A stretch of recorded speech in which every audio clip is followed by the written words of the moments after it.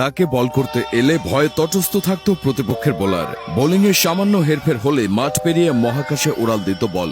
22 গজে বোলারদের ত্রাস হয়ে ওঠা এই দানবটি হলেন Chris Gayle, the universe boss. West ইন্ডিজের এই ছক্কা মানব তার ক্যারিয়ারে যতবার বলকে সীমা ছাড়া করেছেন ততবার হয়তো কোনো টুর্নামেন্টেও কেউ বাউন্ডারি দেখেনি। তবে সদা হাস্যোজ্জ্বল ও ফুরফুরে মেজাজের এই ক্রিকেটার কতটা সংগ্রাম করে নিজেকে এই উচ্চতায় তুলে এনেছেন তা শোনার পর চোখের পানি আটকাতে পারবেন না।